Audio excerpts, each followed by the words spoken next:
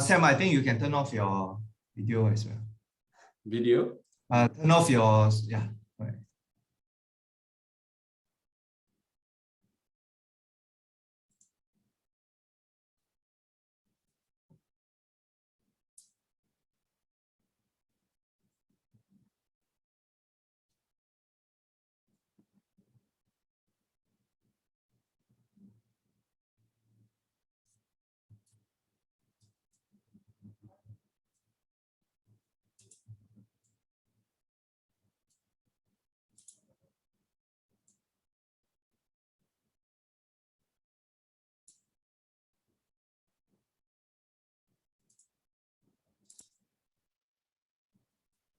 Why do I need a trust when I can nominate my CPF savings? We all know the importance of making a CPF nomination so that we get to decide where our CPF savings will go to if anything happens to us. It should give us a peace of mind. But is there another way for your CPF savings to be distributed? A lump sum payment might not be ideal when your intended beneficiaries receive it when they are of elder age and vulnerable.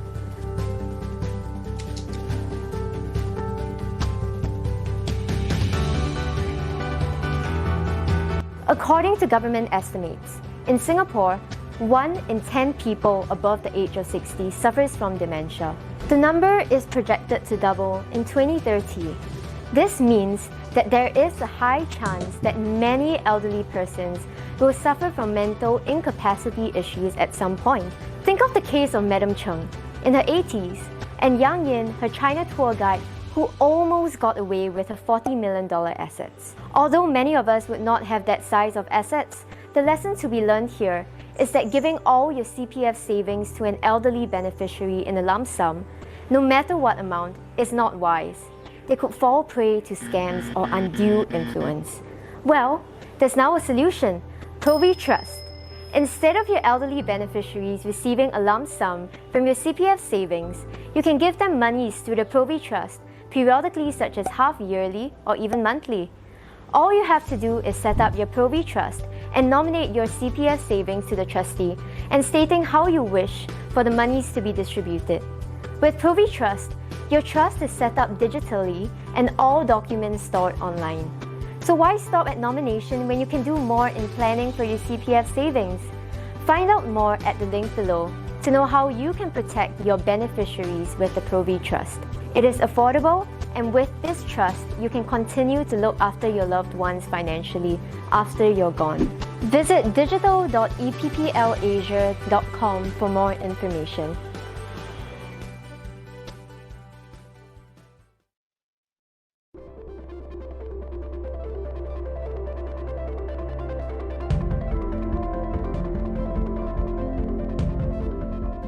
My name is Hwee. I am the Chief Executive and founder of PreceptsGroup International. Well, the Precepts Group was the rebranding of the Rockville Singapore operations. Sometime in 2019, we had a management buyout where I became the principal shareholder of the former Rockville Singapore Group. In terms of what we had done under the Rockville's brand, over the years since 2008 when we started, we were a new company, an estate planning company which was practically not known. But we came along with the proposition of offering a wider scope of holistic estate planning options. We know for sure that the trust, the family trust, is something that every family should be looking at in their estate plans. Well, reflecting back over the years, we started with only 5 staff in the company and handled many areas from the wills to trust. Today, we've grown to 45 over persons, but many of these structures that we started may not actually be activated. But with over 10 years since these structures have been set up, now some of them are starting to happen in terms that, yes, death do happen in the family, and we take over the executorship and administration of the estates, and the family trust also gets started.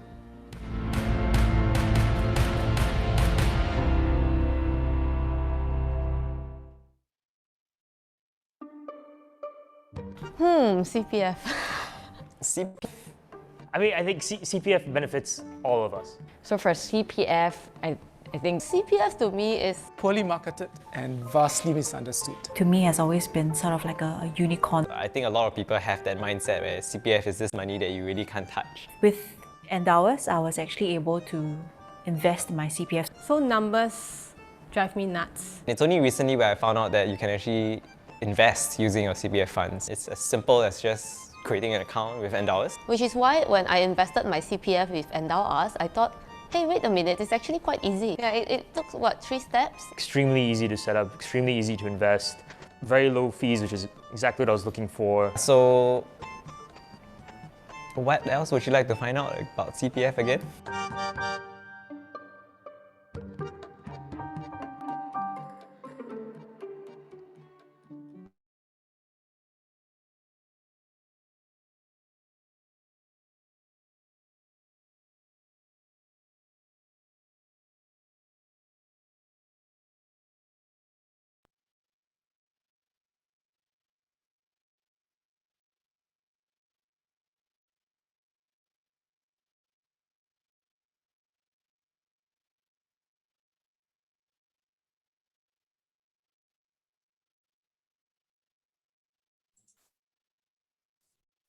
Hi, good evening, everyone. Thanks for coming on time.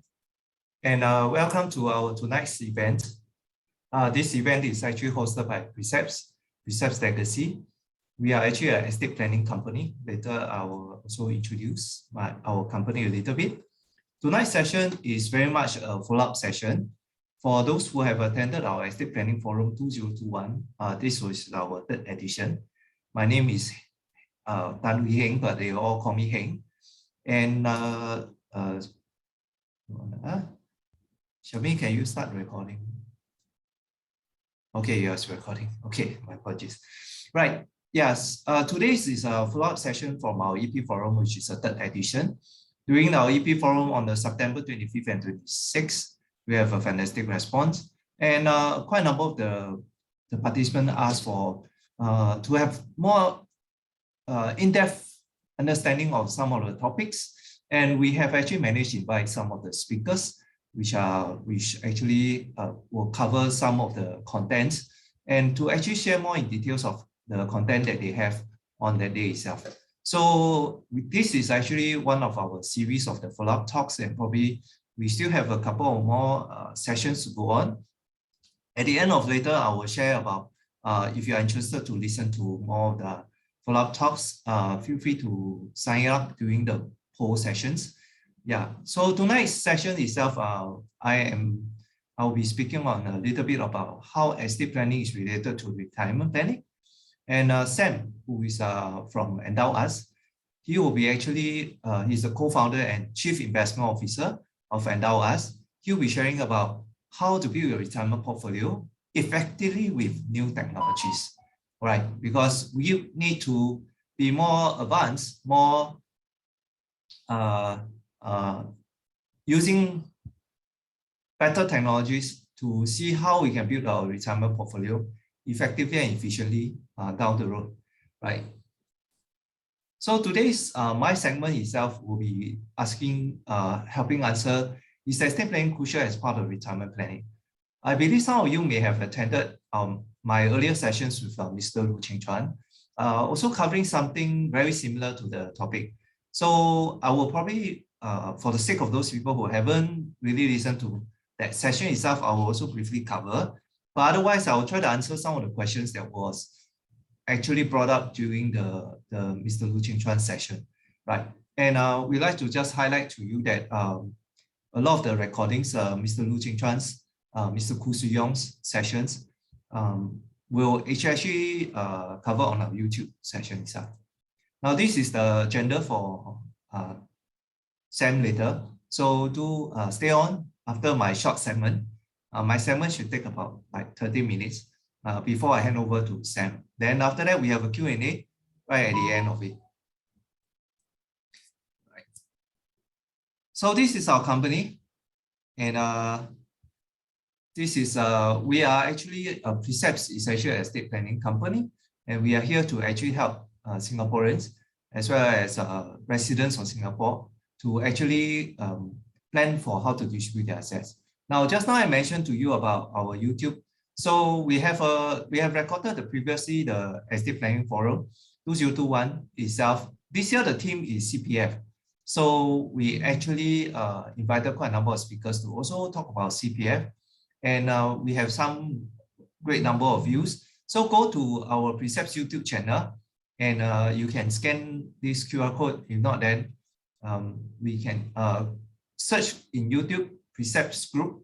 You can find our channel, and then you can watch all these little segments, which is 30 minutes in short, and that 30 minutes can make your life very different down the road, right? Okay, so do check out our YouTube channel and subscribe to our YouTube channel. Right now, just a quick cover of all these protocols. Yeah, please take note that in your this Zoom webinar session, there are two portions. There's a chat function and there's a Q&A function. Please put your questions in the Q&A function, okay? Not in the chat function, right? Okay, for those people who want to find out more about our estate planning services, do actually feel free to approach our estate and succession practitioner. And if those you are not invited by our estate and succession practitioner, please at the end of my segment, right, just put in the poll that you would like to meet one of them and see how we can help you all with it. Right, so today's session itself, we're going to cover about is estate planning an important part of retirement planning, and then how can we protect our spouse or surviving partner. Now, why Precepts Group? Essentially, Precepts Group is we do wills as well as trust. We are MAS licensed trust company, and MAS licensed trust companies means that we are under regulatory requirements to actually ensure that the money that is entrusted to us is taken care of, properly accounted for, versus individual trustees and executors who may not be really managing the monies in the best way. So for us itself, for MAS trust license, a lot of the people ask is that if we ask you to manage the money for our client, for our beneficiaries, in the long term itself, what happens if Precepts decided not to continue the business? Well, under the MAS regulatory requirements, we need to hand over each individual trust assets to another trust company. So there is a lot of assurance, and of course, compared to individual trustee, we have multiple levels of checks, from all the way to the trust officer, to the CEO, to the board of trustee, and the board of trustee are all answerable to MAS. So this is one key difference between individual trustees as well as versus a professional trustee. Now, a lot of people are not aware of professional trustee services, so that's the purpose of here. We are here to educate everyone, to highlight to people that you have an option, you have a choice. Now, in terms of will writing, we have a legal arm to write the wills. We are not a law firm, just to clarify. We don't fight divorce case, we don't do conveyancing, we just specialize in writing wills, right? We have written more than 12,000 wills, then therefore we know families very well. And furthermore, we like to write wills that we can administer down the road.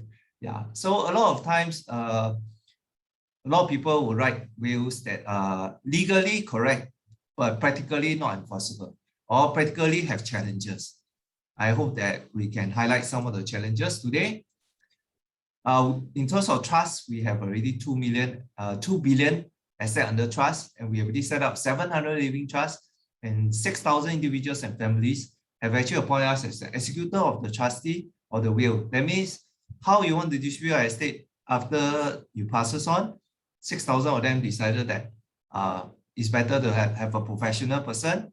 Either they are individuals, they are widows, or in some cases, family dynamics require them to actually prefer a professional, independent party to manage their estate.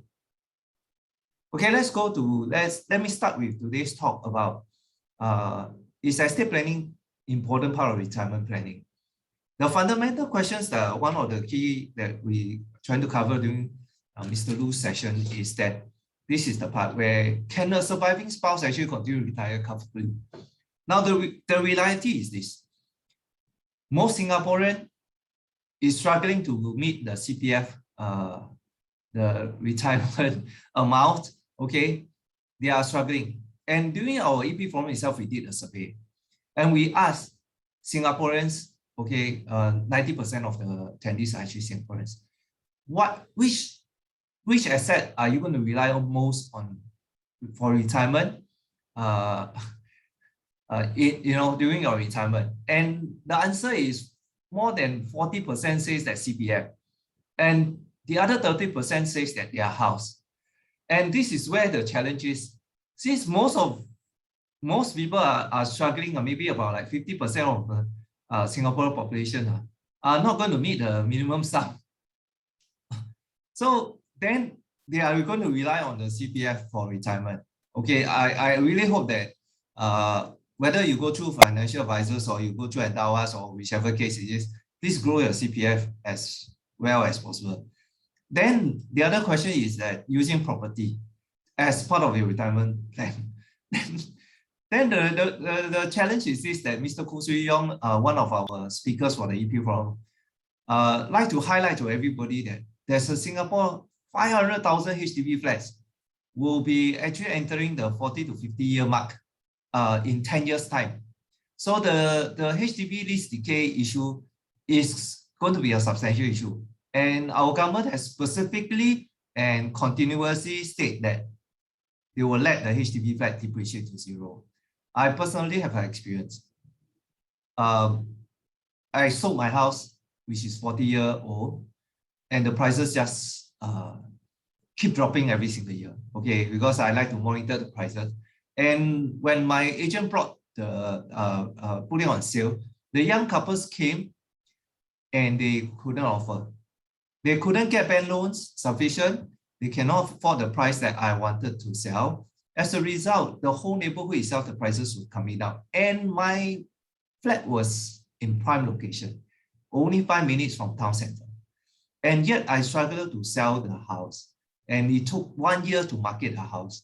Right? In the end, I had to push down my price by close to 15% of the previous prices in order to clear my house. So I would to say that we're going to have a problem, right? Okay, and hopefully you all can resolve the issues using the technologies, the techniques that were shared by Mr. Lu Qing Chuan, so on and so forth. Okay, but the question is, can a surviving spouse continue to retire comfortably? Today, we're going to discuss about this because there's 4 factors I want to highlight: sufficient assets, peace of mind, mental capacity, and succession assets. Okay, let's talk about sufficient assets itself. Why is it estate planning important for part of your retirement planning? It's because of this table. If you have children, if you don't do a will, your children will inherit 50% of the assets. If that is the problem. Because if you do not, you only have sufficient assets meant for 2 of you. And when one passes away, the other one will rely fully on whatever savings that you originally have. That amount of savings should last both of you. But halfway, if one of you passes away at 60 plus, then the other one only have 50% of whatever that is remaining, then it's a problem. Because you never have planned to give away 50% to your children and end up the surviving spouse has no money, not enough money. And the other surviving spouse has to go back and ask your children to give back the money because you never do a will.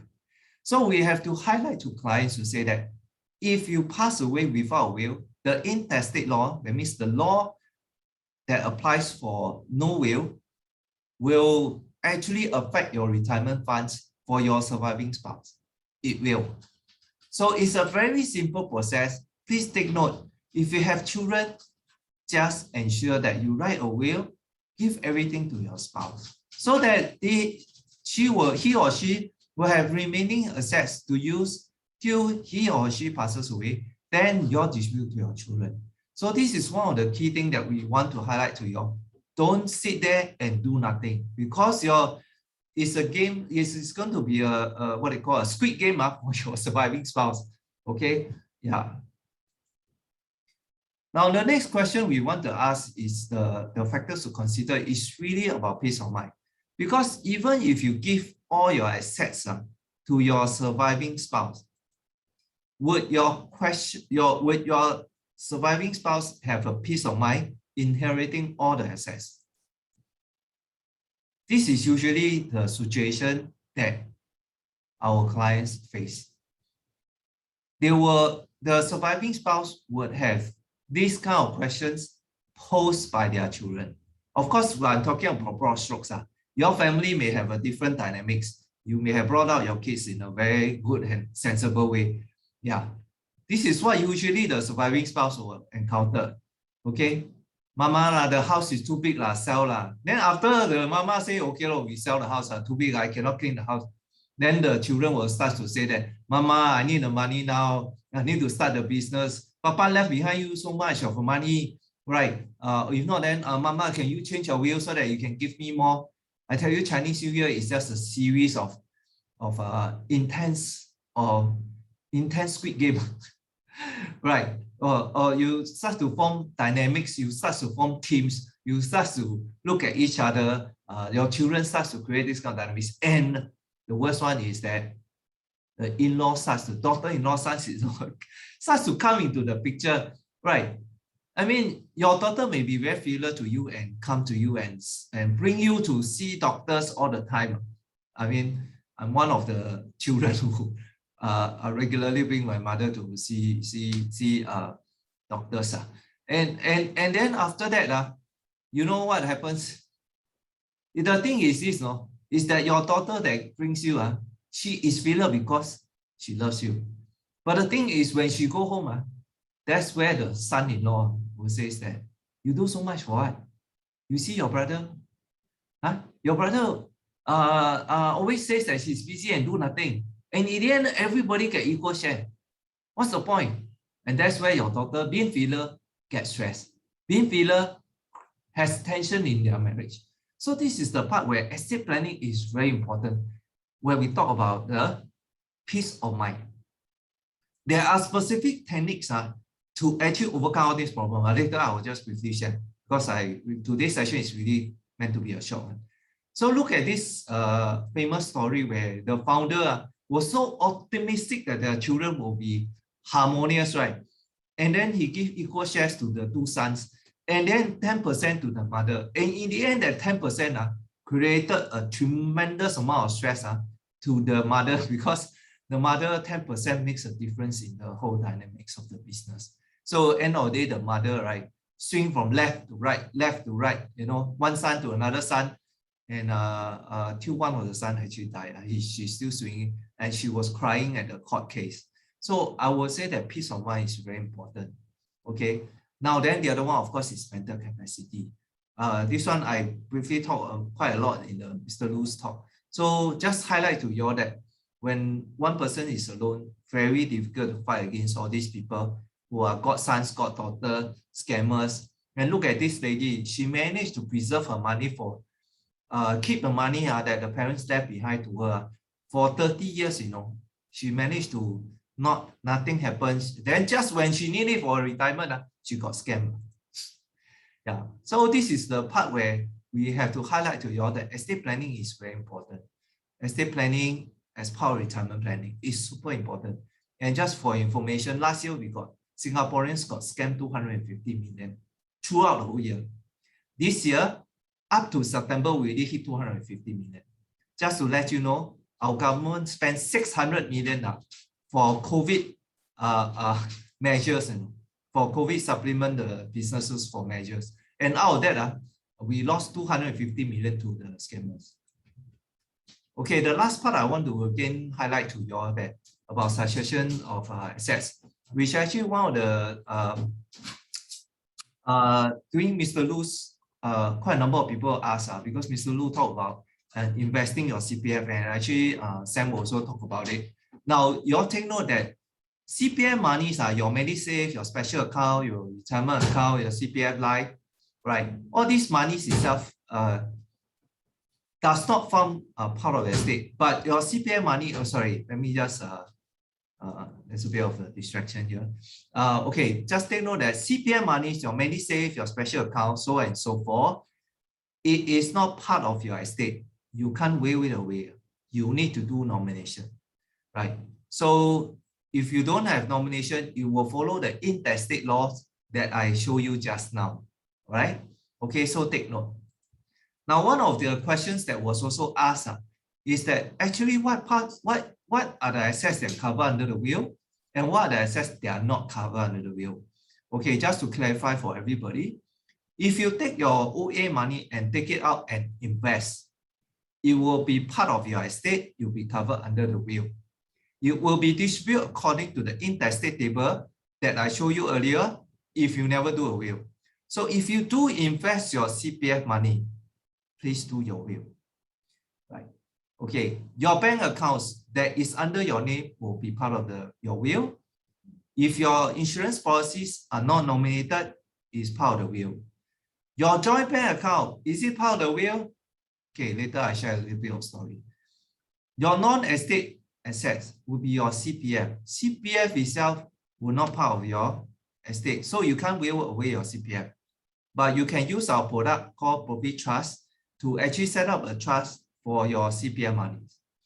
Now, if your house is under joint tenancy, it is not part of the will unless you fully own it. That means your joint owner has passed away before you, you will be the sole owner.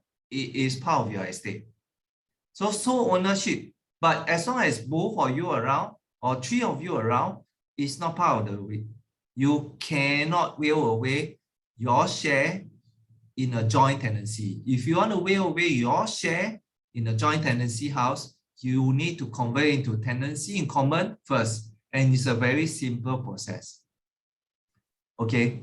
Now, if you nominated your insurance policy, okay, technically, it's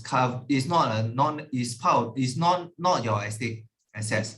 If you want to, okay, this one a bit complicated.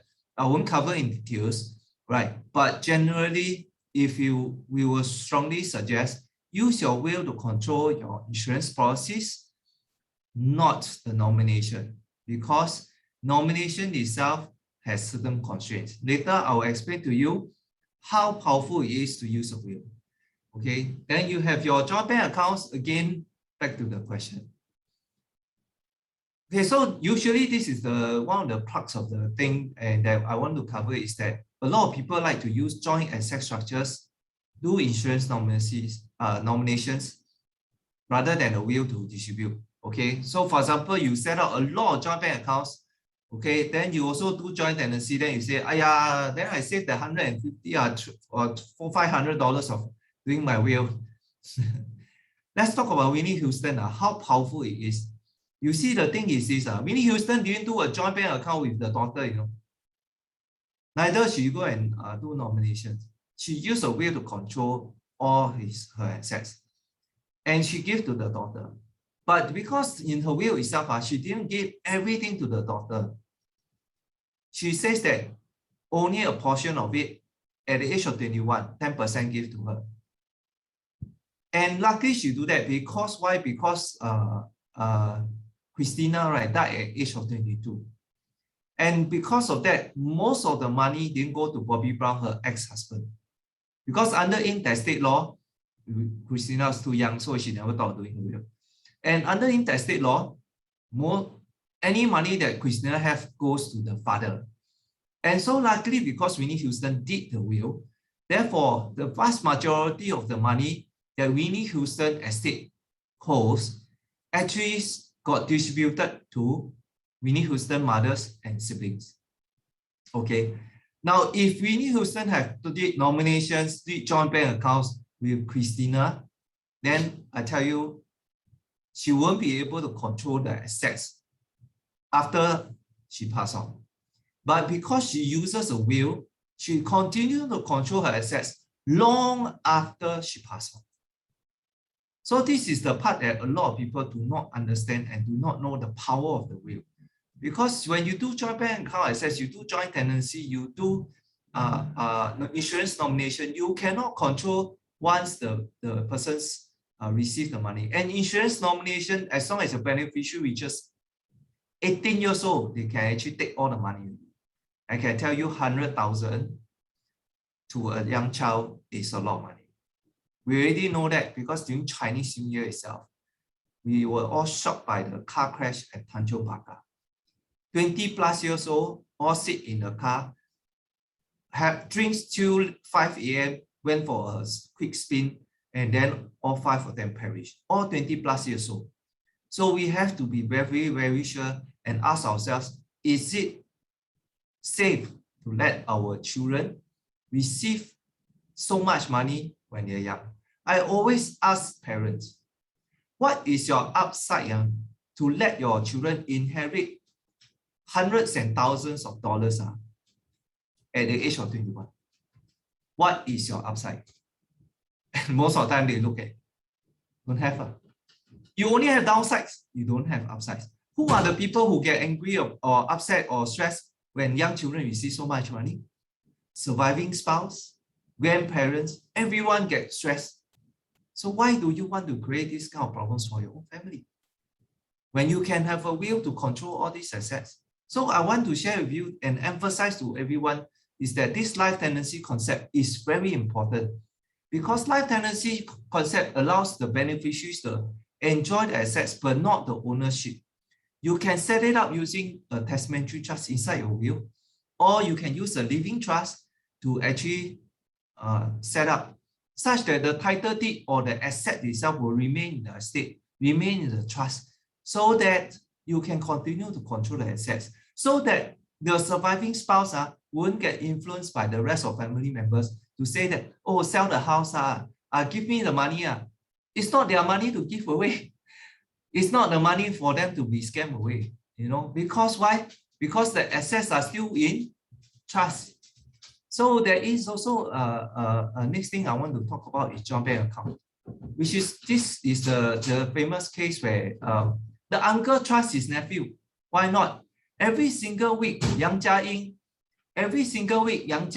actually visit Yang Chun every single week, bring the children, have dinner, okay? But in the end, when Yang Chun passed away, Yang Jia-ying took out all the all the $500,000 from the joint bank account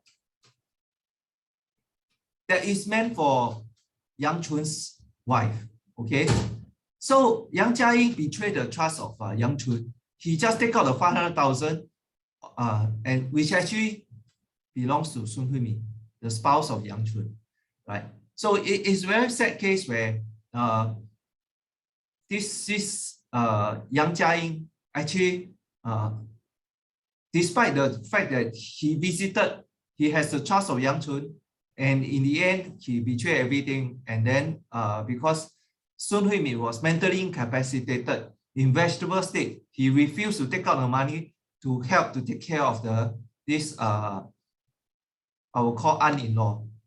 Okay, so the question is whether you can really use joint bank account to manage your assets. Why don't you use a testamentary trust? Why don't you use a trust? Okay, so this is what we would like to share the message to you all, that estate planning is very important part of the retirement planning.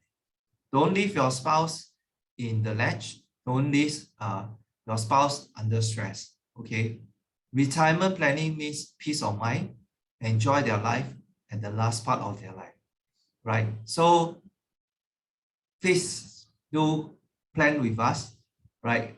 And this is our services. Now, I would like to just quickly launch a bit of appointment, okay? And just to have a quick profile for everyone to check. Y'all can just participate a little bit of the profile with me. I mean a quiz question, right? Let me know actually what is your age range now, right? Okay, for tonight's talk. All right, okay, we're just going to do it for 2 more seconds because I have a few questions. Yeah. All right. Okay. Thanks a lot for answering the questions. Yeah, vast majority of you are actually for the 40 and above. Right. Okay. And I have one next question is, now let me ask, what is your biggest biggest challenge to you and your family today? Is it because you are struggling with employment?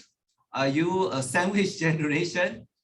Are you concerned about the house this decay that Mr. Khoo Soo-young has mentioned? Of course, retirement, I suppose quite a lot of you is quite important. That's why you are here today. Do you have issues raising your case about estate planning? Is it important to you? Thanks for participating in the poll itself. For the rest of you, you can actually, if you got any questions related to me, you can actually also ask it in the Q&A later. After Sam's session, I will actually share. All right. Thanks for your answer. And you can see that most of you have a lot of Sam, yeah, you'll be on your call because vast majority of them, they are very concerned about retirement, you know. Yeah. Okay, I have a last few questions okay, so we do have a series of talks. So yeah. So we still have, if you like to attend the rest of our sessions about more in depth about estate planning, property suggestion for those people who have more than one property, do come and listen to our talk on 27 November. And we also have the estate planning, wills and trusts in more details on the 13 November, Saturday mornings. Yeah, if you think that your parents, your friends should attend, just register first, and then we will let you know. Then you can actually also share the link to your friends. Yeah. Thanks for those people who are interested. We are actually planning our January onwards talks, like how to give money to your charity, divorcee, what you should do, so on and so forth. Right. Okay, we have a couple more response. Yeah. Okay, and the last one I have is that for those people who would like to actually, you find that it's very important to do your estate planning and you like to find out more about us, it's a free 1 hour consultation. This one will be actually free, and you just will be understand whether our services meet your needs, right? Okay, so just our estate association practitioner will have a discussion with you, and you see whether our services meet your need. Whether is it will drafting, or is it like you want to do the Winnie Houston thing. I really like Winnie Houston thing. So if you like to do the Winnie Houston thing, you want to know that your CPF how to be distributed. Okay, so you can actually just find out more. For those people who are interested, you can actually sign up for the free 1 hour consultation. All right. Okay. Thanks a lot for your submission. I will just have a couple more response. I see that. Sorry, Sam. Just 2 more minutes. Yeah. Right.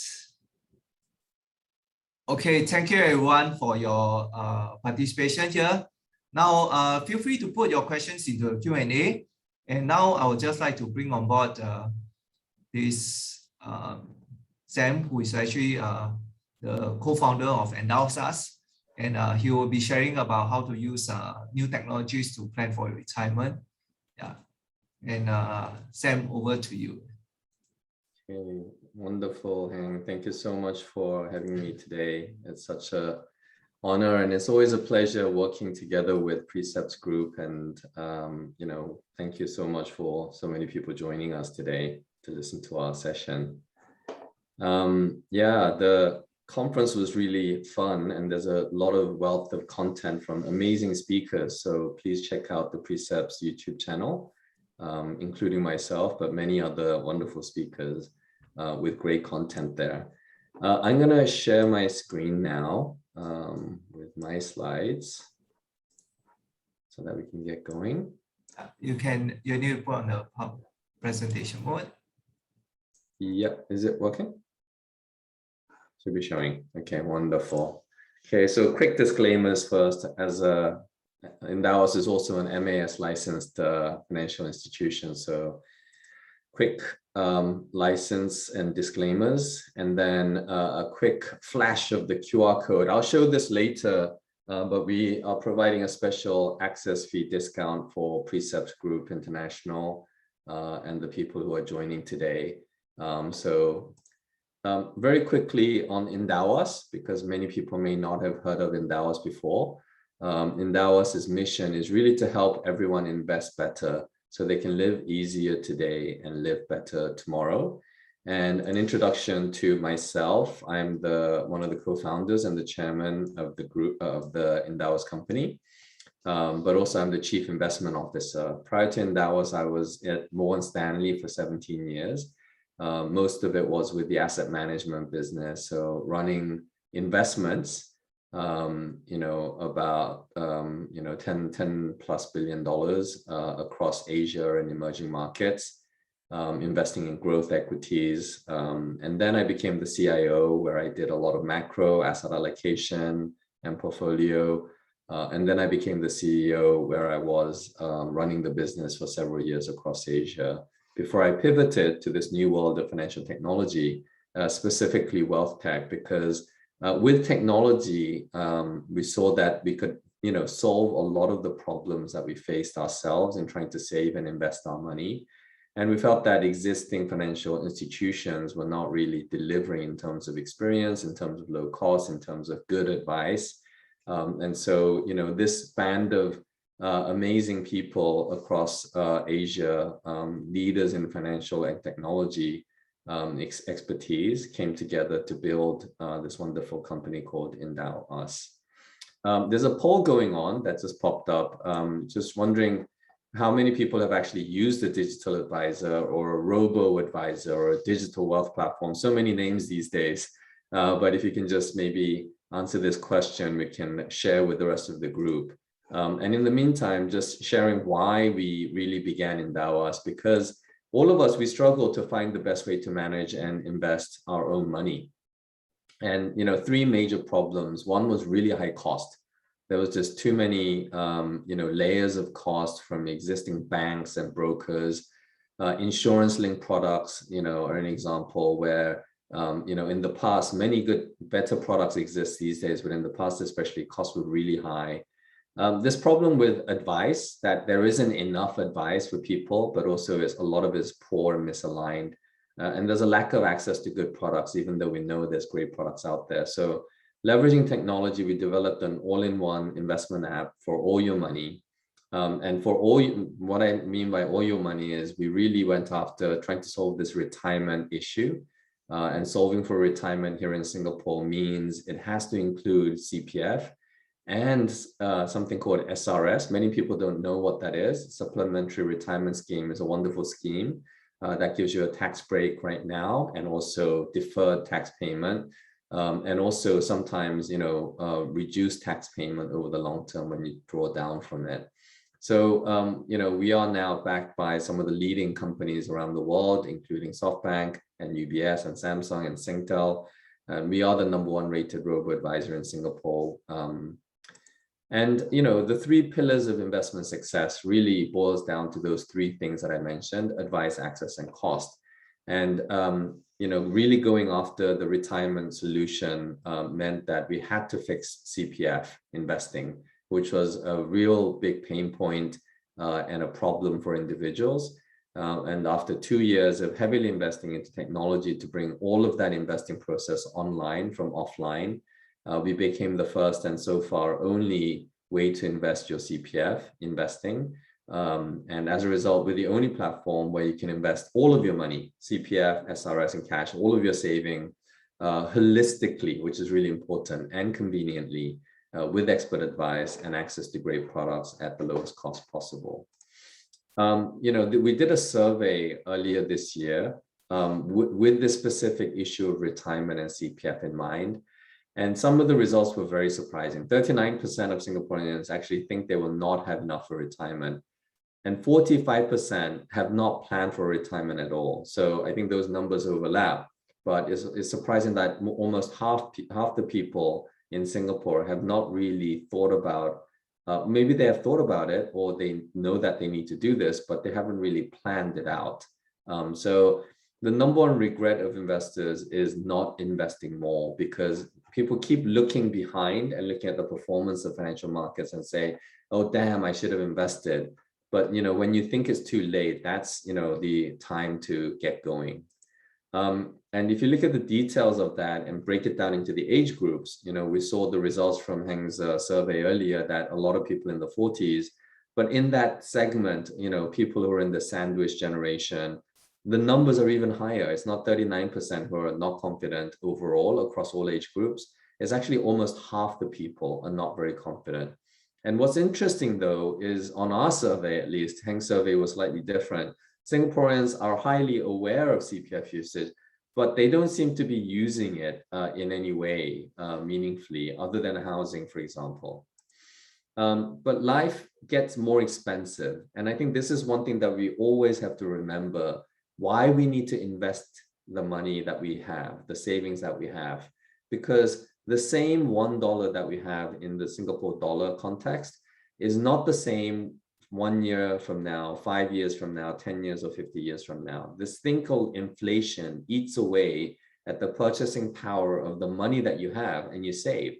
So just saving money is not enough. You need to grow the wealth so that you can pay for more than what inflation is eating away at. And that's the official inflation number. And housing and utilities, these basic things, make up a big piece of it. So the number is not too different. But other really important things, and important things that really, you know, immediately important, like food and education, has jumped even more. And later on in life, we have issues like healthcare, and healthcare costs are rising even more rapidly. So this issue of inflation and maintaining the value of the money that you have is really, really important. And it's something that you need to understand and grasp. Why investors not investing well for their retirement? Well, this OCBC survey showed that the state of affairs in investing is not very good. 1/3 of the people actually don't invest at all in financial assets. They maybe in the past, we had this issue of like barbell approach, FD and real estate, fixed deposit and real estate, and that was enough. But neither of these things are working anymore. Fixed deposits are giving you virtually zero returns. And if I go back to the issue of inflation, this is what we, actual returns minus inflation gives you the real returns, not the nominal returns.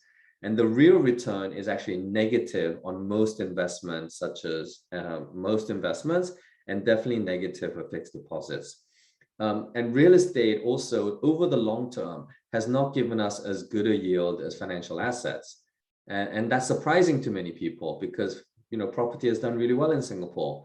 But if you net out the cost of financing, of maintenance, etc., then actually the net return and net yield is actually quite low. And it's not a great place, especially now. And then also, as Heng shared in his experience, HDB, where a lot of this asset goes, especially from CPF money, is not holding up in value at all. And it's going to zero. And so that is a major problem for a generation of people who have maintained HDB and thought that real estate was going to be the way to preserve capital. It's actually deteriorated and actually is going to zero, which is a major problem. So you have to invest, but 1/3 of the people are not even investing. The other 1/3 are investing, but doing it in the wrong way, speculating excessively for quick gain, whether it's in crypto or stocks, punting them, expecting to double your money or triple your money, and then losing your money in the process. And then the third portion is investing, but not performing to their target. And one of the major reasons why people don't perform to their target is they're investing in expensive things, high cost, or you're holding too much cash. So the returns are not really performing well. And this really shows you the difference between just saving money, which is just setting aside money and keeping it on a deposit, which gives you nothing, and then investing in it in financial assets, because long-term, that difference is phenomenal. And individual investors really have it tough, because if you actually looked at even people who invested, this is a survey over 30 years in America of people who actually invested. And I've seen many surveys, not that different. Most of them gravitate towards this 2.5% kind of return, which is interesting because that's the CPFOA return as well.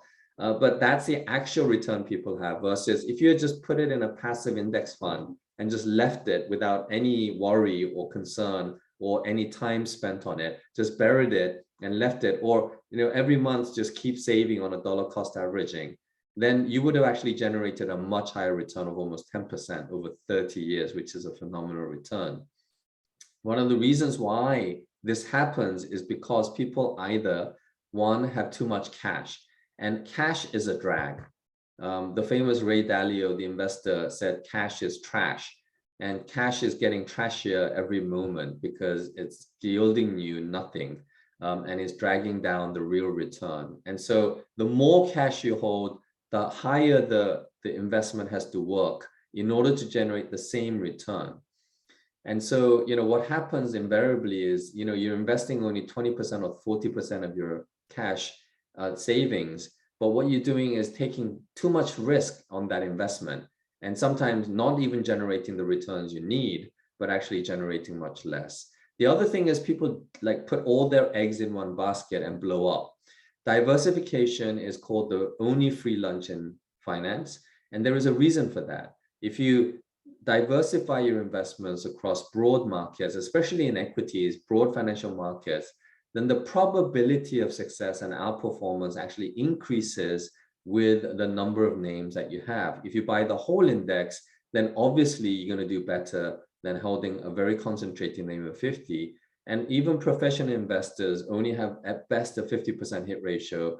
So even the best of us is going to be struggling to beat the benchmark performance. And the second thing is cost. People forget that cost, we try to, skimp on cost and save cost and get this coupons and vouchers, and, we're so kiasu, but we don't actually think about the actual cost of investing, especially when we buy unit trust, for example, or insurance-linked products. We don't really calculate the cost. The cost is so high that it takes away your returns.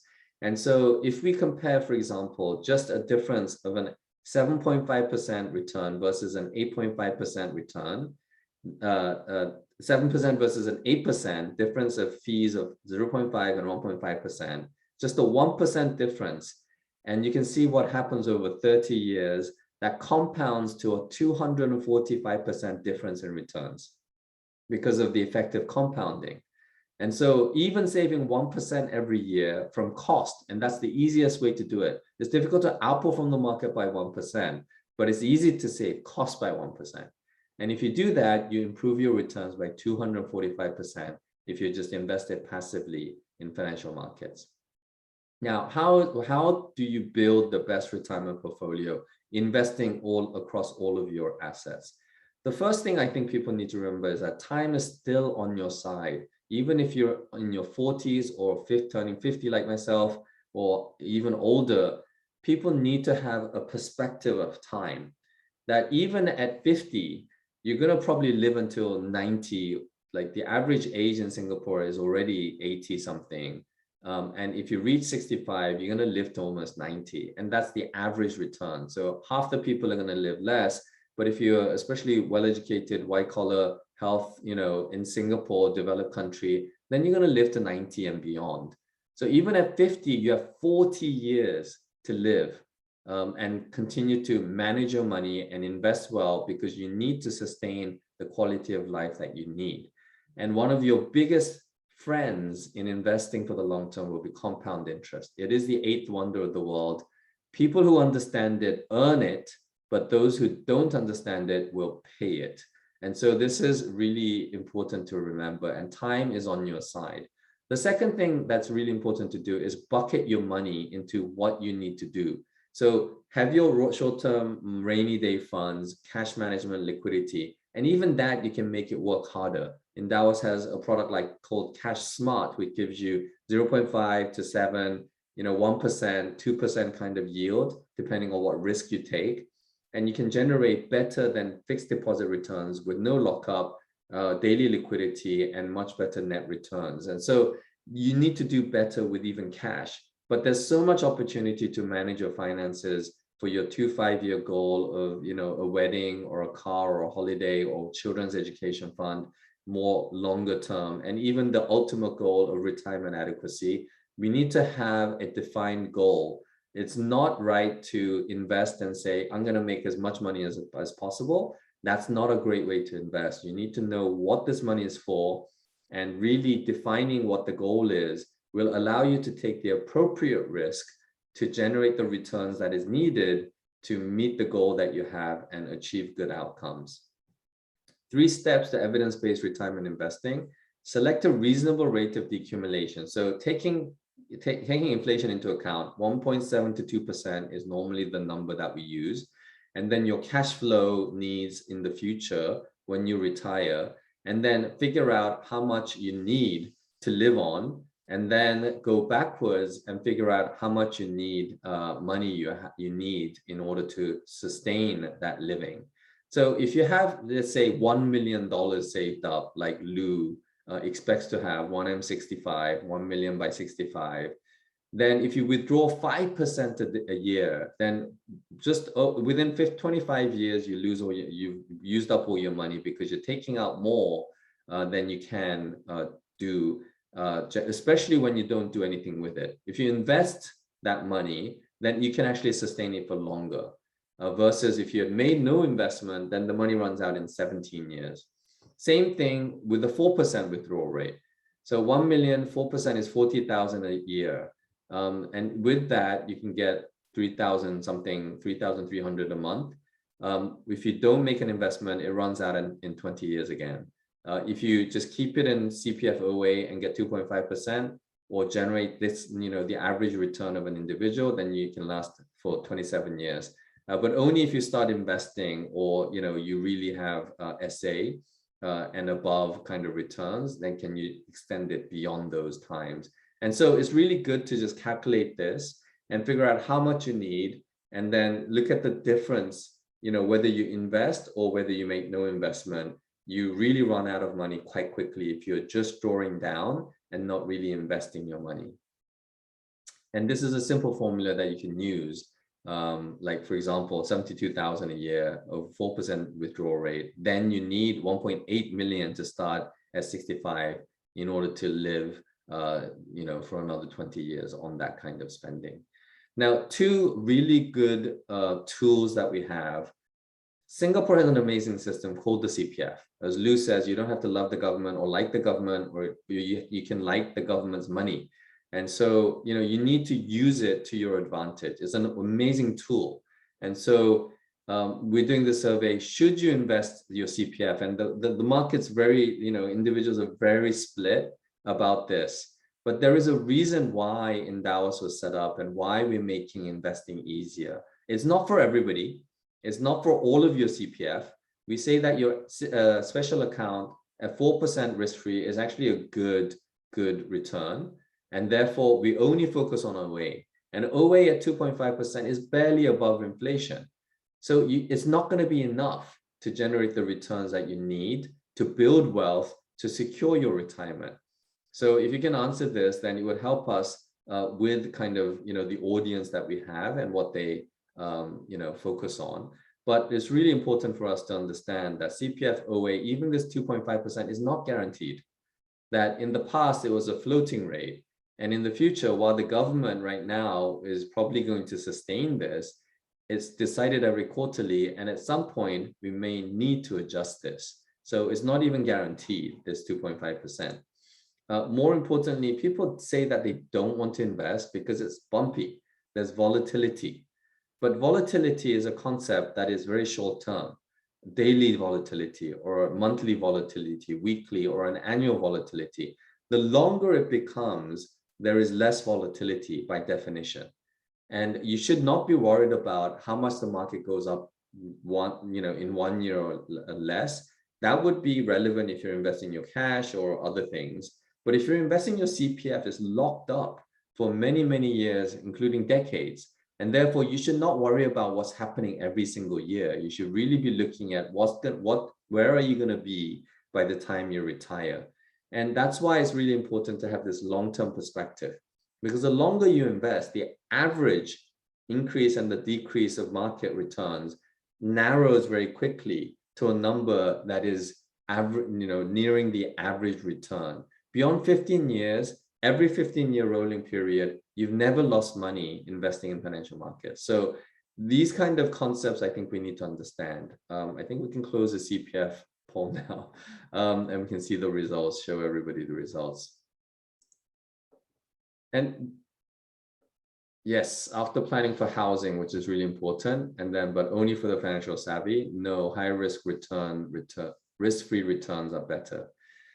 So 2.5%, and whether you can beat that or do better. Now, the longer you invest again, and even if you invested in a bond index in the past, you would have beaten the 2.5% across pretty much every period, especially if you go beyond 5-10 years. Stocks obviously does have some volatility, but this is not even a recent data. I think the probability is that if you invested beyond 5 years, you would have easily beaten 2.5%. And this chart shows you exactly why, because you have this long horizon. And people say, well, 2.5% is better than FD, it's better than fixed deposits, but that's the wrong idea, because you're comparing to a negative real return option. Like fixed deposit is a terrible thing to do, put your money in, especially when you're investing for the long term. So why are you comparing your 2.5% to 0%? You should be comparing the 2.5% versus the average market return of 7-8%. That's even better than the SA. So SA is great for your fixed income kind of portion. OA should be invested in equities and financial markets over the long term, because that's what financial markets do. And especially because it's a liquid, and because it's long-term money, and because it's dollar cost averaging every month from your monthly salary, that is why it's the perfect source of money that you should be investing for the long term. And again, real estate, especially for HDB, you have to really think about whether that's going to be an appreciating asset class, or whether it's going to be a long-term depreciating asset class, whether it's going to be a good store of value, or whether it's not. So I think you need to understand that. The second thing I think people need to start thinking about is, I think for those who cannot afford or who want to use CPF OA as a down payment for a new house, obviously that's a great way to do it. That's why CPF OA was created, for housing. But I think monthly mortgage payment, I think people overestimate the benefit of using CPF.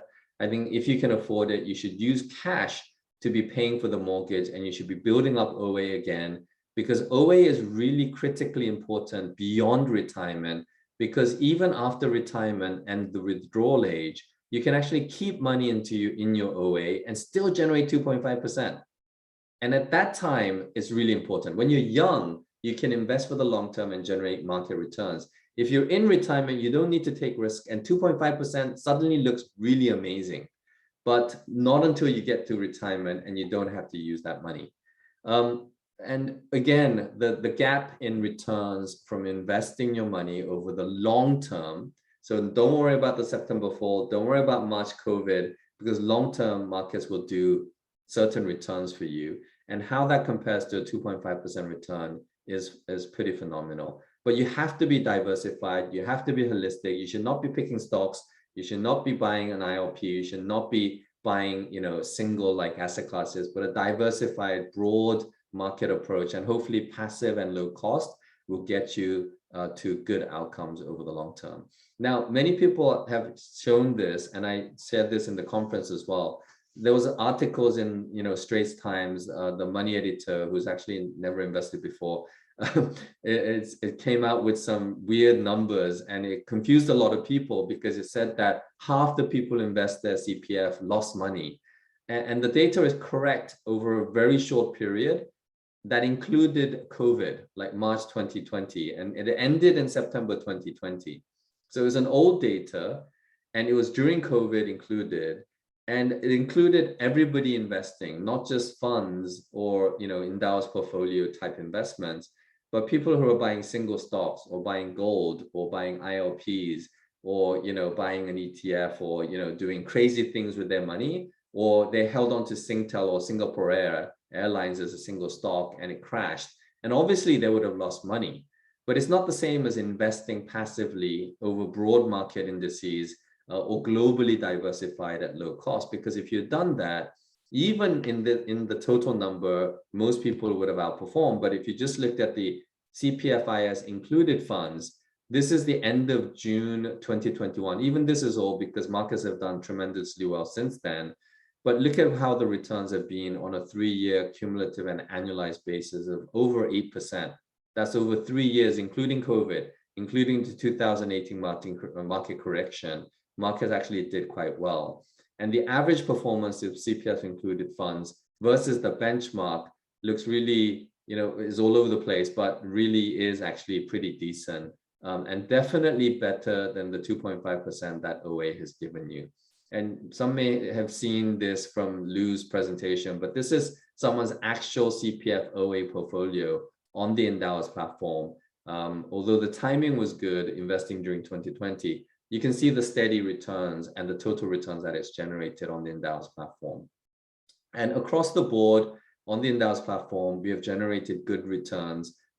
We are the best performing robo-advisor in terms of performance, better than Stashaway, better than Scythe or any other platform. And we have multiple solutions that are appropriate for you. Obviously, we're the only ones that do CPF. We've launched the Cpf Calculator that is really sophisticated. Even the Cpf board calculator and other ones that you see out there are not as sophisticated. You can play around with this. You can go to endowus.com and use it. And it's a wonderful resource to use to calculate exactly how my CPF flow looks like, what my accumulation stage and my decumulation stage looks like. You can plug in different inflation rates, expected life expectancy, mortgage payments, etc., and how much you invest the CPF, and look at the average returns and calculate what that looks like, and where you are at 55, 65, and the life expectancy of 95. If you had invested your CPF up to 50%, if you had not invested, then obviously you run out of money at an earlier stage. And then you can map it out here, depending on how much you withdraw, at 55, how much you're investing, etc. So this is a wonderful tool. It's completely free. And Endowus is really missional about education, about solving these major problems of finance. We feel that this is what finance companies should do.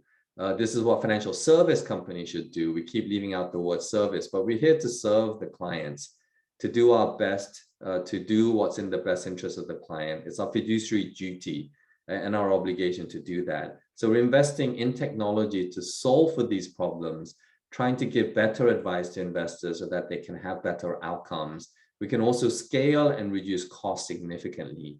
So our assets have grown to above $1.5 billion, and we're building more tools so that we can give better advice to investors. So please check this out, completely free, no obligations, especially for CPF, I think is really critically important. And very briefly, I'm going to talk about SRS because I do think it's important to include SRS as a very efficient tax tool to manage a holistic retirement solution.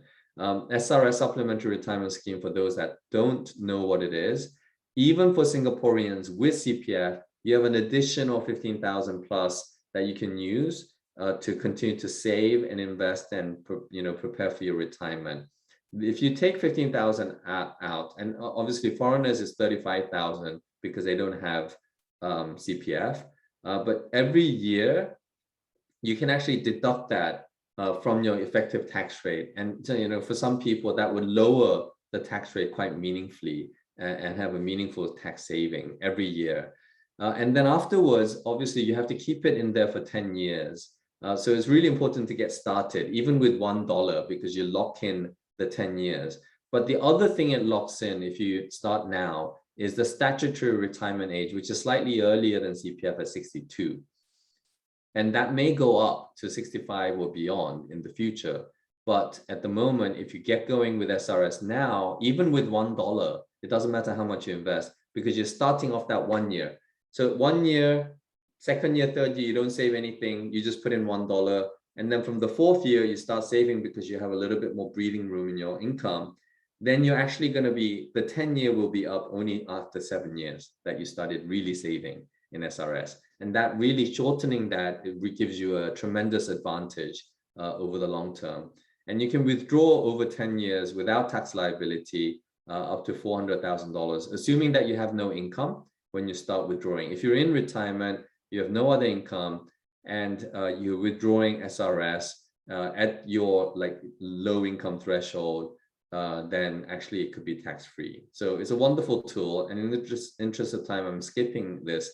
But the funny thing is that people put this aside and use it. Some people, up to 30%, only use it for the tax break. But what you can do with it is actually much, much more.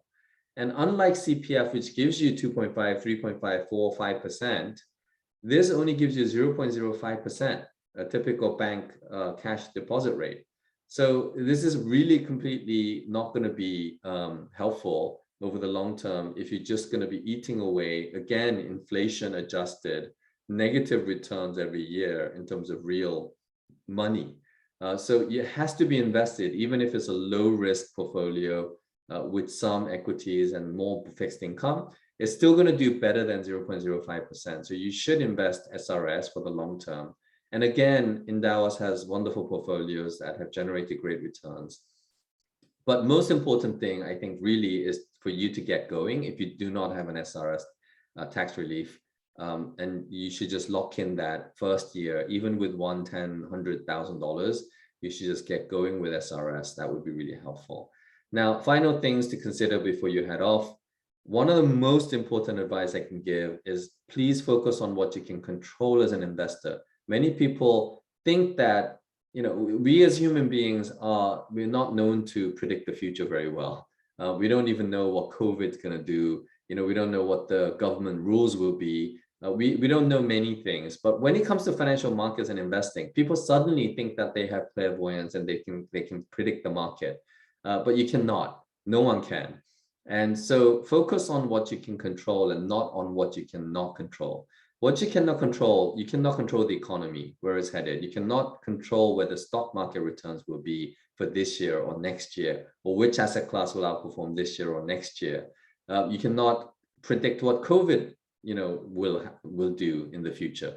But what you can control is your career, your human capital, your education if you're younger, or your children's education. Investing in that is really important because you will be converting that to financial capital in the long term. Focus on what you can control in your investing space, asset allocation, which drive a lot of the returns, diversification, which is the only free lunch in finance, as I explained. These are things you can control. The third thing you can control is your cost. Really look into cost, because every 1%, 0.1% that you save is 1% or 0.1%, 0.1% of better returns that will get you to your goal faster. So cost is significantly important. And Endowus, being the lowest cost producer, there's a reason why we do it, because we want to make better outcomes possible for our investors. And lowering cost is one of the most effective, easy way to do that. Final thing you can control is your behavior. Don't panic. Like COVID happened, 1 month, market fall 33%. A lot of people sold at that time and regret it ever since, because the market roared back and continued to reach new all-time highs, and again reached all-time highs recently. And therefore, we need to understand that our emotions are our worst enemy at times. We chase greed, we worry about fear when markets collapse, we chase the markets on the way up. Our behavior sometimes is our worst enemy. So we need to control behavior. Having a goal, defined goal, having different buckets, and then investing in the right risk appetite, level is really important. And then finally, it's really important to have a regular savings plan or a system that you're going to stick to. Even if markets fall every month, I'm going to put $200, $500, $1,000 away, and that's going to happen no matter what. I'm going to use my CPF OA every month that comes in. Half of it's going to go into investing. The other half is going to be, saved up, or I'm going to transfer it to SA, to be locked up for the future. Whatever you decide, have a plan and stick to it despite what happens in markets, because if you invest enough for the long term, that volatility is not going to matter to you. So holistic investing is really important, as I said. Short-term cash management in Endowus, the platform, Cash Smart and short cash management accounts, core portfolios that will be broadly, globally diversified, low cost beta returns, strategic asset allocation, and multi-asset equities and fixed income mixed, very good core allocation. And then you can do a lot of things with, for example, the Endowus FundSmart platform. We are the lowest cost platform to buy any unit trust in Singapore. So no need to go to iFast Fund Supermart or Doladex or DBS or any place else, because Endowus has the best funds. We choose the best funds, and it's the lowest cost. And you can build portfolios, and we have wonderful tools on the platform to use. And this is an example of some of the solutions that we have. And we work with pretty much everybody that you can think of. We don't need to reinvent the wheel or find an algorithm to beat the market, because those don't work. We work with some of the best fund managers around the world, names we can trust, who manage trillions of assets, and have delivered performance for investors over the long term, both passive and active. Final thing I would say is that sustainable investing is becoming really, really important. And if you can think about your own attitudes towards sustainability and the environment and social issues and governance issues, which is doing things right, if you think about it and you look at the companies and the products that you use and the services that you receive, you would want to receive services and buy goods from companies that are good, who are doing good, who are taking care of their employees, who are investing in the right areas, who are using good raw materials and products that are going into the products and the food and the services, hiring good people and investing for the future. You want to buy products and services from those guys. And eventually over the long term, those are the companies that will win out. So investing in those kind of companies who are sustainable and long-term minded and have high ESG scores are going to give you better returns, we feel. And therefore, sustainable investing may not be everything, but especially if you hold these values really importantly, as Endowus does, then ESG, environmental, social governance, and sustainable investing should be a core allocation to your investment, maybe 20, 30%. If you have strong values, and maybe 50%. Some people invest 100% into ESG, and that's fine, because you now don't need to sacrifice returns in order to do good. We're very missional about financial education literacy. Just like Precepts YouTube channel, we have a wonderful YouTube channel with a lot of content and written insights articles. So we're a content company as well as a wealth platform. So please come, absorb the great content that we have. We're working with excellent fund managers to bring even better content to you. So it's all free on the endowus.com, Endowus Insights webpage as well. And finally, we're gonna put this, I don't know why the picture is not showing, but we've just launched a new ad campaign with Joanne Pei, who says, I invest with Endowus, and Endowus is what's next in investing. So please look out for those ads that's coming to you across, movie theaters at GV and, everywhere. So a lot of investors and our advocates and our clients are actually our own advertising, models. And so it's great to see. And we have this special offer for you today to get going on your investment so that you can save on the fees. Again, low cost in order to achieve better outcomes. So thank you for listening. I'm going to hand it back to Heng so that we can take some Q&A as well. Oh, there it is. Oh, there it is. Yeah. Instagram. Thanks for very detailed sharing. And I really believe in long-term investing as well.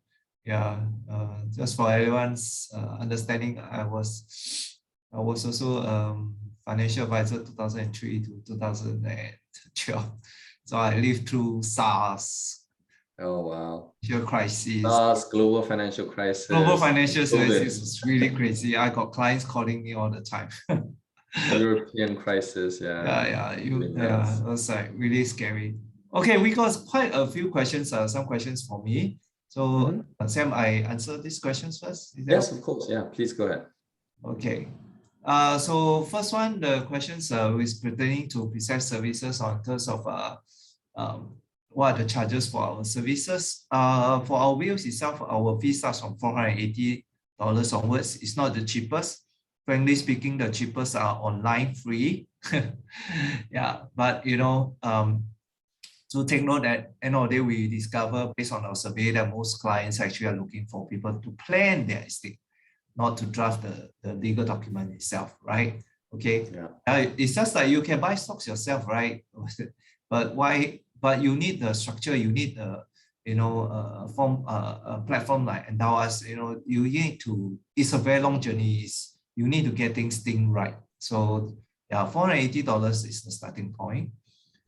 As the fee structure for operating a living trust, our trust fee structure is 0.2 to 0.5% of the assets.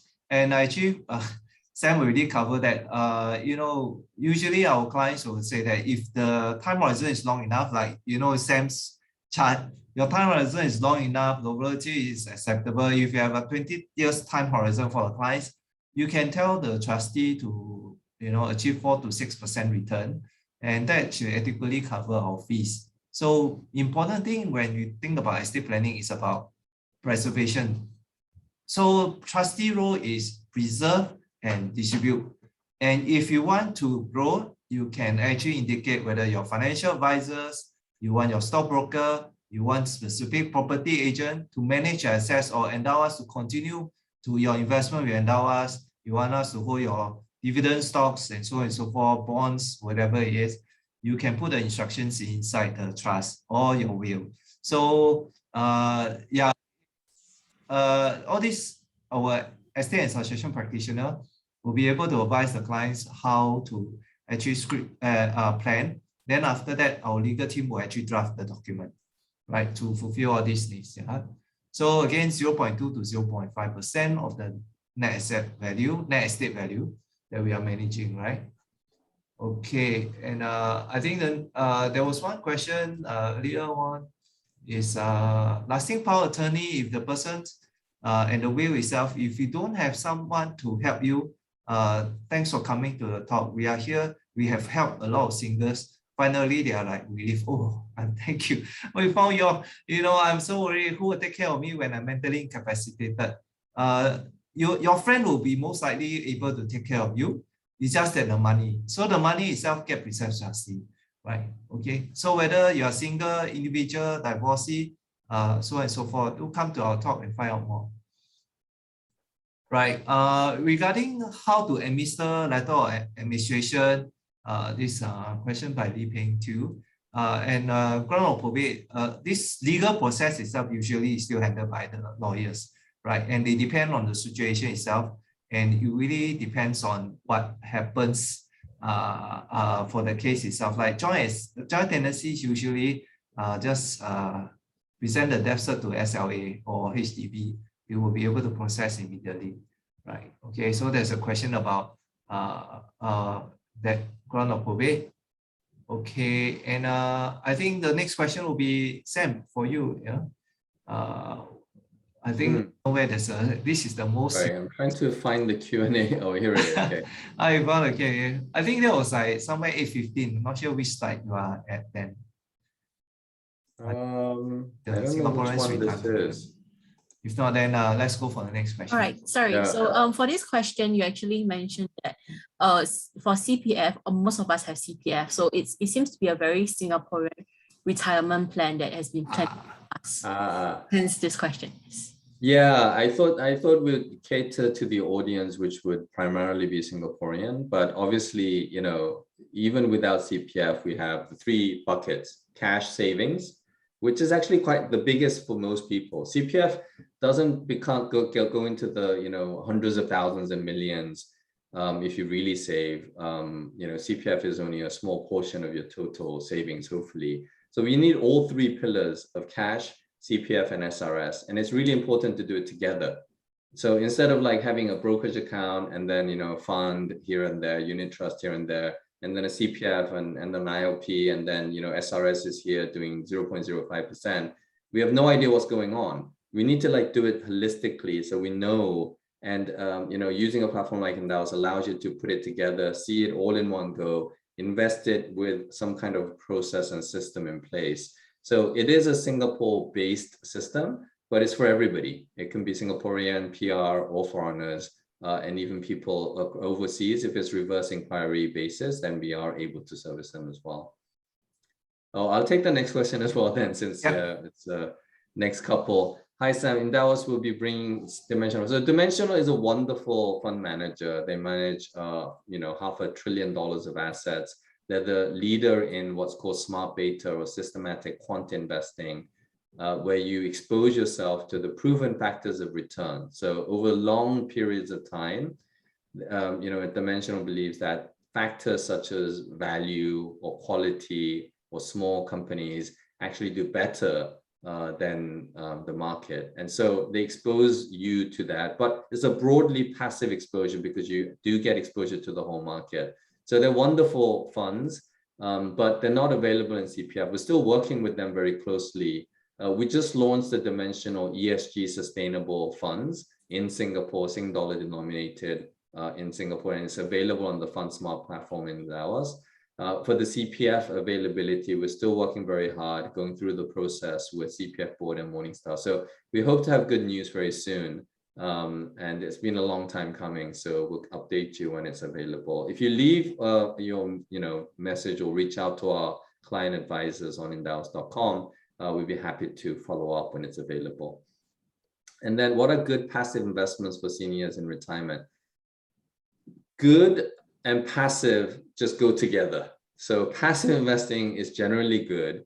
When we say passive, we mean that you expose yourself to a very broad global market. So don't do STI, like Lou calls it the super terrible index for a reason, because the local Singapore market, if you think about it, you every day you're searching on Google, you're using your Apple iPhone, and you're shopping on Amazon or whatever shopping mall, and you're watching Netflix. But why are you investing your money in SPH or Singapore Airlines or a REIT here or companies that are not really growing? Equities is a growth asset class. You want to invest in leading companies that are growing, adding value, and returning capital to you. So what's called return on equity. So passive investing means, and Lou agrees with this, you should be exposed to global markets. He says S&P 500, I say MSCI, all country, the broader the better. Dimensional, broad, passive investing, factor-based. Those are all good passive investments, but don't go narrow on a passive investment. Like somebody said, oh, I'm passively investing in China internet. I mean, that's a terrible use of the word passive, because that would have blown up this year, right? So you want to be exposed to the global markets and invest passively and be very diversified. And that's a good way to invest passively, even for seniors in retirement, because even if you're at 65, you have another 25 years to live. And how you invest in your retirement when you have no income, how you invest what you've saved so far is really, really important in how that retirement is going to play out. I think the next one's for you. The next question is mine. Is joint tenancy and joint bank accounts with spouse safe enough? It's safe enough when both of you are around. That's the key thing itself. The story is always that it's safe enough when both of you around, or both of you are in a good mental state. That is one of the things. Of course, there's always a situation for younger ones. Since majority of you are actually 40s to 60s. Divorce rates are relatively high also. Now, but when you talk about when both of you are around, but when one person passes away, that is where the problem is. So if you don't plan for that, if you put everything into joint bank accounts, then the spouse itself, at the point of time, you don't have a trustee looking after your spouse assets. That's where the challenge is. All it takes is just one phone call, says that they are from some custom officials, or some phone calls. You must understand, scammers make $250 million last year. Do you think that they will not invest to improve their technology to cheat you money? Won't they? Let's ask, if you have $200 million, will you improve your revenue, you improve your technologies? They will. They get better actors, and a better way to scam you, better ways to launder the money. So a lot of time people are just like, I have a joint assets with my spouse, is that enough? Then plus the fact that I mentioned to you that intestate table. 50% will go to your children in that case. So yeah, so do plan carefully, right? Okay. We have the next question. ESG investing in CPF is limited because CPF, board has to screen for the funds that are available. But there are some available already. So we have Schroders Sustainable Equity Fund. We even have, Sharia compliant Templeton Fund as well. So as an individual fund on the Endowus ESG, Fund Smart platform, we have products, and we're working very hard to include new wonderful ESG investing options in CPF. So please look out for that.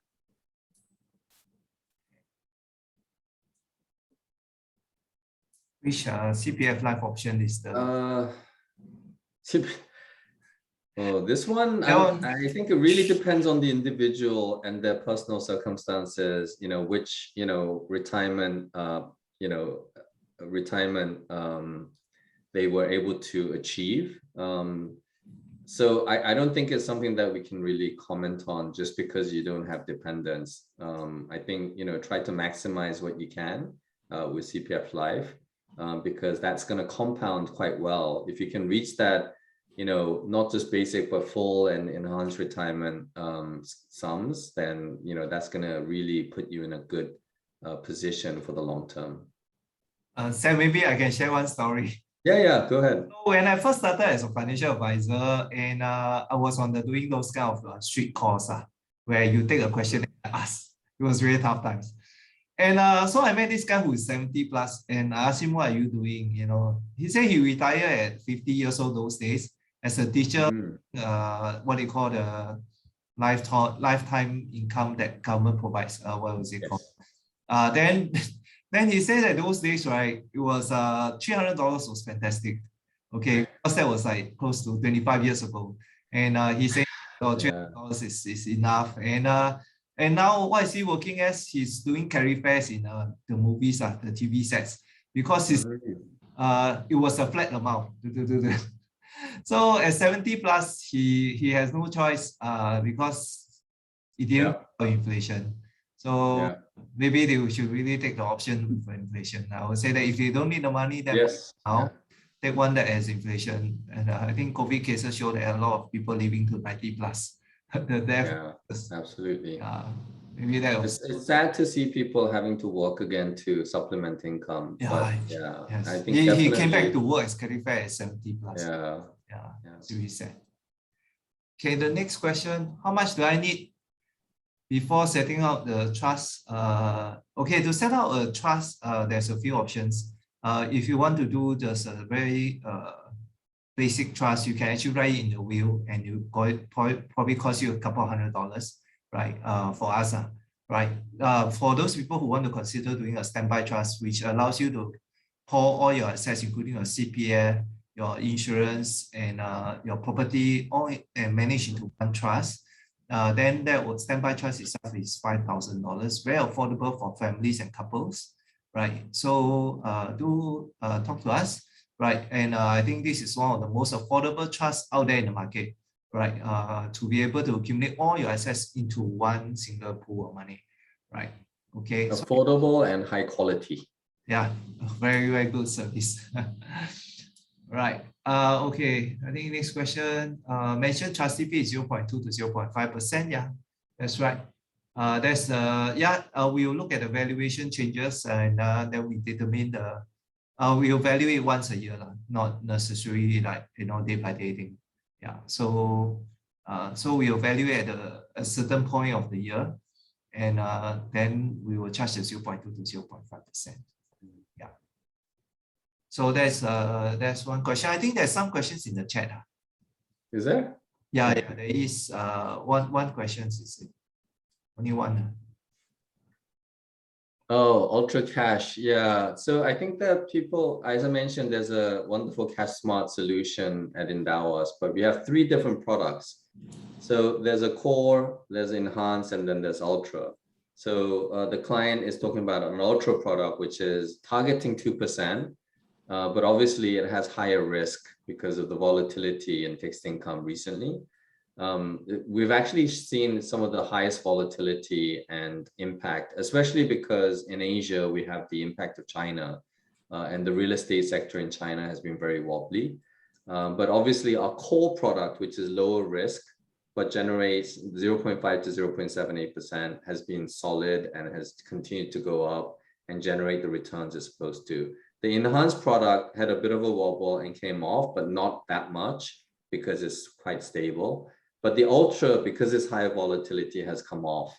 Now, we always say that core can be used as a daily, weekly kind of liquidity product.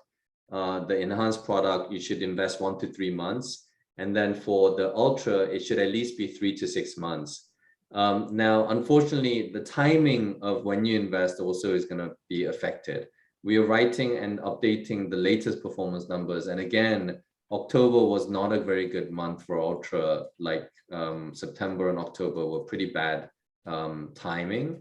And so, you know, it's doing what it's supposed to do because it's doing better than fixed income, like 100% fixed income portfolio, which is down by, you know, 3 to 5%. And it's doing better than the defensive portfolio fixed income, the low vol kind of ultra defensive, which is down by 2-3%. And so this one's down by 1 to 2%. So that's what it's supposed to do, but it's not down, you know, obviously it's down much more than the other two cash products. So we have to look at it in that scale of core, cash smart, which is still not losing money, enhanced, which has lost a little bit of money, and then ultra, which has lost a lot more within the cash smart context, but less than ultra defensive and 100% fixed income. So I think it's really important to understand what risk is, where you should be bucketing. I think people like look at that 2% and say, oh, I'm going to go for 2%. We write down very clearly that, you know, there is a risk here, and you cannot get 2% with zero risk. And it's unfortunate that, you know, you put it in at that time where, you know, it's come off. But what I would say is I think you should stick to it, because I think the longer you invest, especially for bonds and fixed income, if you hold to maturity, then you would not lose your money, because at the point of maturity, what they will do is just pay back the money. So that's what you will have to wait for. And if everything that you hold right now, if the average duration is 1 year, for example, or 2 years, then after 1 or 2 years, all of it will come back.